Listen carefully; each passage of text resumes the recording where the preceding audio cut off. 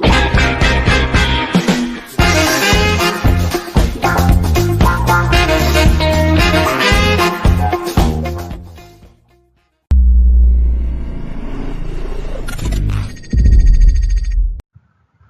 semuanya, kami dari jurusan Sistem Informasi akan mempresentasikan hasil UTS kami dari mata kuliah Wawasan dan Aplikasi Teknologi kelas 2 Sinde yang terdiri dari kelompok WLearn dengan NPM 241035 dan Kendra Vinson dengan NPM 241191 dan Henry 24319192. Di sini yang akan dipresentasikannya adalah menyebutkan kelebihan dan tantangan dari AI atau Artificial Intelligence dan berikan contoh pada masing-masing kelebihan dan tantangan tersebut. Kemudian menyebutkan salah satu bahasa besar yang terkenal seperti GPT-4 dan LLMA-4 serta menjelaskan dan bandingkan kedua model bahasa besar tersebut. Kemudian membuat ringkasan artikel terbaru yang berkaitan dengan Big Data pada tahun 2020 dan urutannya. Jadi, apa itu AI? AI adalah Artificial Intelligence atau kecerdasan buatan. Jadi, merupakan teknologi yang membuat mesin atau komputer bisa meniru kemampuan manusia dalam berpikir, belajar, dan mengambil keputusan. AI dapat bekerja dengan cara meniru kemampuan manusia dikarenakan AI belajar dengan kemampuan dari komputer atau mesin yang membutuhkan data yang banyak. Kemudian ada algoritma dan proses pembelajaran. Contohnya seperti merekomendasikan konten yang ada pada YouTube, memberikan saran film, lagu, atau video berdasarkan kebiasaan dan preferensi pengguna.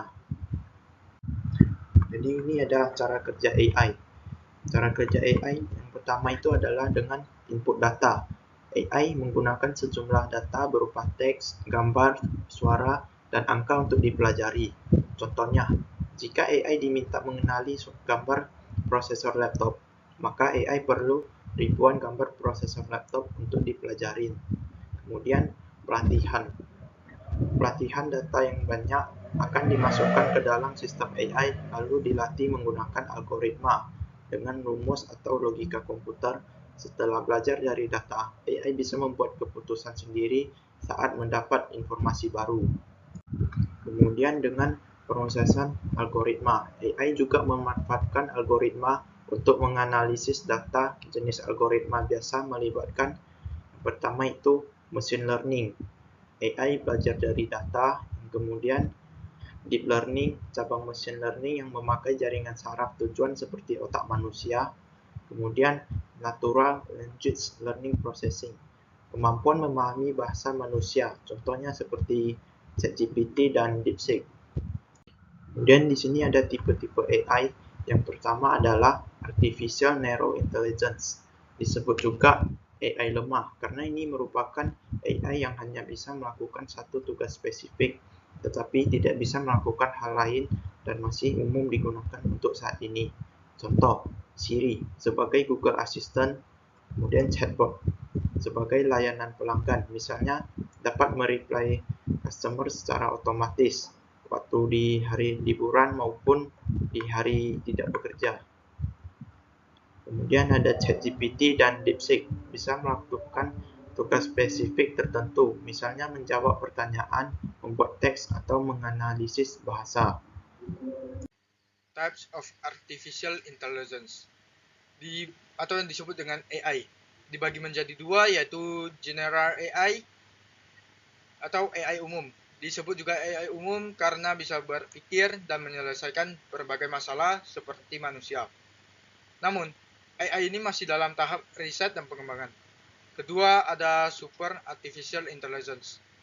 Super AI ini adalah AI yang melebihi kemampuan manusia karena bisa mengambil keputusan, merasakan emosi, dan mencipta secara mandiri. Namun, AI ini masih dalam konsep atau fiksi ilmiah. Ada juga penggunaan umum pada AI. Rekomendasi konten, AI menganalisis perilaku pengguna. Apa yang sering ditonton atau didengar, lalu memberi saran yang relevan. Contoh penggunaan. 1. Pada YouTube dan TikTok akan menyajikan video yang cocok dengan minat kita. Kedua, Spotify. Spotify akan menyarankan lagu berdasarkan lagu yang sering diputar. 3. Netflix. Memberi rekomendasi film sesuai genre favorit kita. Ada juga keunggulan Artificial Intelligence. 1. Personalisasi layanan. AI dapat mempermudah pekerjaan manusia seperti dalam personalisasi layanan seperti software atau aplikasi seperti YouTube dan Spotify. Itu menggunakan AI untuk merekomendasikan video ataupun lagu yang sering diputar oleh pengguna. 2. Menganalisis big data.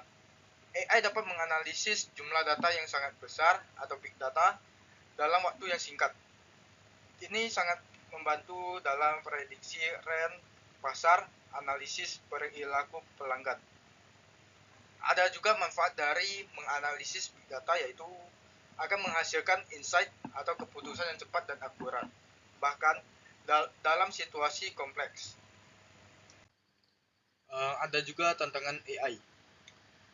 Manusia akan malas untuk melakukan kegiatan kesehariannya ketika bergantungan pada AI. Contohnya, seperti mahasiswa UIB yang membuat tugas kuliah selalu menggunakan ChatGPT, Gemini, maupun yang lain, sehingga akan malas untuk berpikir. Meskipun AI ini dapat menjawab pertanyaan dengan cepat, namun AI juga bisa salah, karena ia belajar dari miliaran data di internet, termasuk informasi yang salah atau tidak lengkap. Contohnya pada seorang mahasiswa ketika tanya kepada AI, 2 ditambah 2 dikali 2, AI akan menjawab 8, sedangkan jawaban yang benar adalah 6. Kesalahan AI adalah jawaban benar adalah 6, karena setiap perkalian akan dilakukan terlebih dahulu. Apa itu Large Language Model, atau yang disingkat dengan LLM? Adalah sistem AI yang dirancang untuk memahami, memproses, dan menghasilkan teks secara alami. Model LLM ini dapat bekerja dengan cara dilatih dari berbagai sumber seperti buku, artikel, dan website untuk meniru bahasa manusia dengan akurat. LLM bekerja dengan menggunakan Natural Language Processing, atau yang disingkat dengan NLP, yang merupakan cabang dari kecerdasan buatan, atau AI, yang memungkinkan komputer bisa memahami dan menghasilkan bahasa manusia, seperti bahasa Indonesia, Inggris, dan lain-lain, secara otomatis dan menggunakan algoritma deep learning untuk mengenali pola dalam teks. Dengan demikian, model ini mampu menjawab pertanyaan, menulis artikel, menerjemahkan bahasa, dan bahkan menghasilkan kode pemrograman. Apa itu LLM4? LLM4 adalah singkatan dari Large Language Model Meta AI. Ini adalah serangkaian model bahasa besar versi keempat, atau LLM, yang dikembangkan oleh perusahaan Meta. Dulu adalah Facebook. Untuk LLM versi keempat, masih dalam tahap pengembangan yang bertujuan untuk meningkatkan kemampuan AI dalam memahami dan menghasilkan bahasa alami, sambil tetap mempertahankan prinsip efisiensi, keterbukaan, dan aksesibilitas yang menjadi ciri khas LLM dari Meta. Baik, di sini saya akan melanjutkan presentasi dengan membahas GPT 4.0 atau Generative Pre-trained Transformer 4. GPT-4 adalah model AI yang dikembangkan oleh OpenAI versi keempat dari seri GPT dan merupakan salah satu LLM paling canggih saat ini. Ya, jadi ChatGPT yang dikembangkan oleh OpenAI sampai sekarang ada 4 generasi. Yang sekarang kita kenal atau yang sering kita gunakan adalah GPT seri keempat atau generasi keempat. Cara kerja dari GPT generasi keempat ini menghasilkan respon dengan memprediksi kata berikutnya yang paling mungkin dalam suatu urutan. Jadi cara kerja dari GPT generasi keempat ini adalah dengan memprediksi kata-kata berikutnya yang akan diketik oleh user. Dengan cara ini, GPT-4 dapat memberikan respon yang sangat cepat.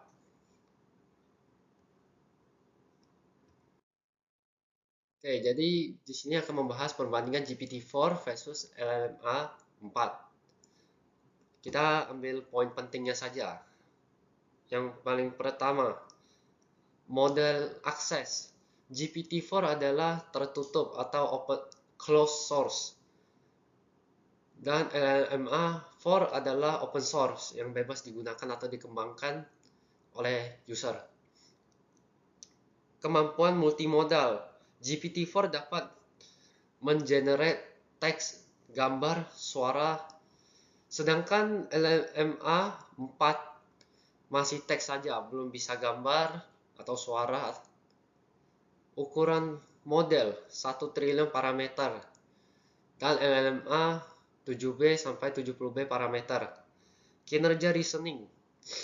GPT memiliki reasoning yang sangat tinggi, unggul di coding, logika, dan pemahaman teks. Di LLMA 4 umumnya masih di bawah GPT-4.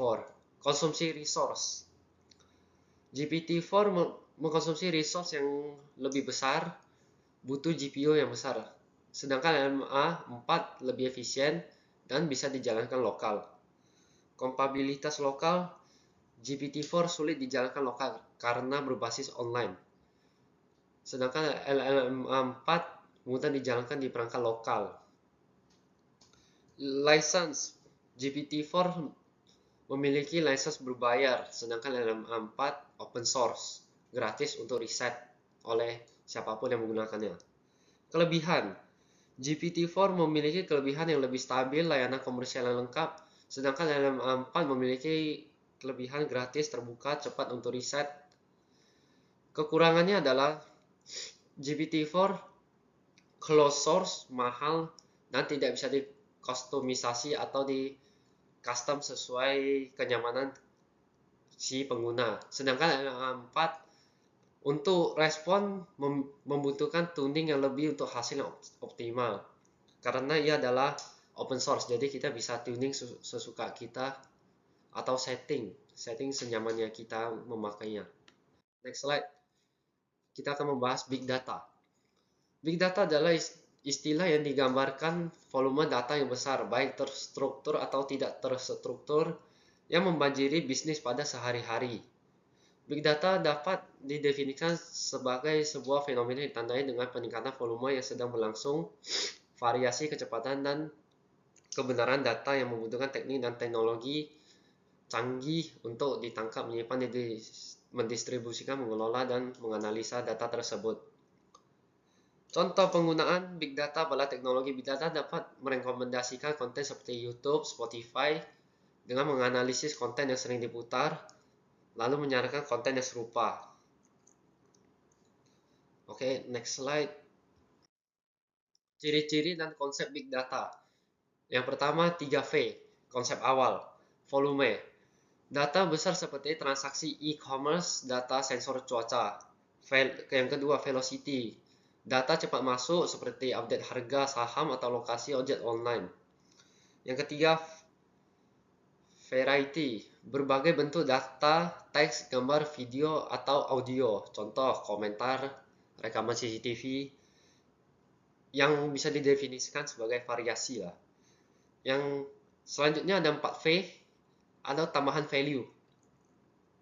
Value digunakan untuk strategi bisnis, rekomendasi produk, lokasi toko terbaik. Yang kelima, 5V, tambahan veracity.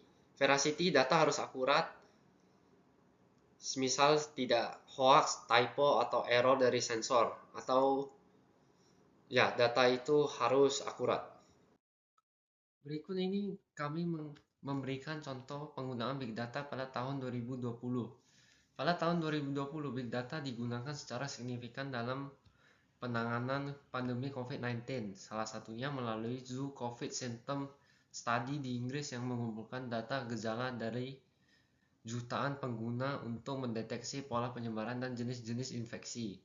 Selain itu, sistem COVID Early Warning System menganalisis data rekam medis elektronik dari berbagai negara untuk memprediksi risiko kematian pasien secara real-time menggunakan machine learning. Di sisi lain, COVID-19 Genomics UK Consortium memanfaatkan big data genomik untuk melacak mutasi virus SARS-CoV-2 dan mendukung kebijakan kesehatan publik. Ketiga inisiatif ini menunjukkan bagaimana big data menjadi alat penting dalam pengambilan keputusan cepat dan akurat di tengah krisis global. Kesimpulannya adalah kecerdasan buatan atau AI terus berkembang dan memainkan peran penting dalam kehidupan manusia modern. GPT-4 dan LLM-4 adalah contoh LLM yang paling canggih dengan keunggulan masing-masing. GPT-4 unggul dalam performa, LLM-4 unggul dalam keterbukaan dan efisiensi. Seperti yang sudah kita bahas tadi, bahwa GPT-4 adalah closed source yang tidak bisa disetting-setting. Sedangkan LLM-4 adalah open source yang dapat kita setting sesuai kenyamanan. Pemanfaatan AI dan big data harus dilakukan secara etis dan bijak. Pemahaman mendalam tentang teknologi ini penting untuk menghadapi tantangan digital masa depan.